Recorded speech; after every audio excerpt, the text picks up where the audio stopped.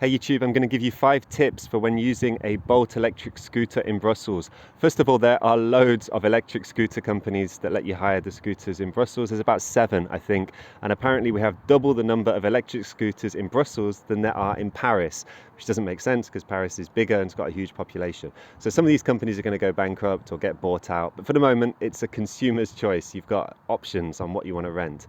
So tip number 1 is, if you're in a rush, know that you can't subscribe immediately on the spot with some of these companies, because they ask you to put your card in a card reader to do the security code and check your PIN and things like that.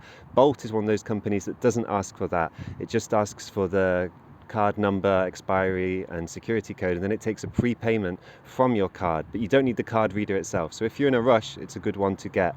Okay, next up, only activate the scooter at the last minute. You are paying €1 to unlock it, and then between 15 to 25 cents per minute afterwards. So don't unlock it, then say goodbye to your friends, then check the route and all these things, because the money's going up. For about 15 minutes, even less than that, it cost me €4. I think that's a bit expensive. I think for a few more euros, maybe I could have got a taxi or just walked and saved the money. So only activate it at the last minute, have your route prepared in advance. And this leads me on to step number 3, which is check where you can drop the scooter off, because before you could actually drop it off or leave it outside your door or leave it wherever, but now very often you have to put them in designated parking zones in certain communes, in certain areas of Brussels. So you have to then, if you got where you wanted to go, you can't deactivate it, you're still being charged, and then you have to walk it to this special zone which it geolocates, and then you can deactivate it. So it may not be exactly where you want to go. Okay, step 4, or tip number 4, is to really inspect the scooter well. On the app itself, it tells you the battery life, and it shows you as well on like an LED on the screen. So get one with a higher battery life if you can, because it can take you further, and also it's a nicer ride. It should accelerate faster and just be more fun to ride.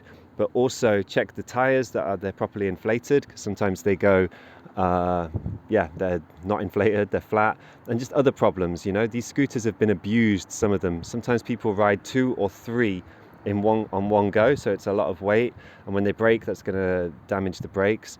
Other times teenagers just take them to like joyride or kind of do crazy skids and slides and jump with them and stuff, and they just get absolutely wrecked. So check everything works on it, that the tires are pumped up, that the brake lever has some tension, that the bell's working, and just that it doesn't look like it's been abused.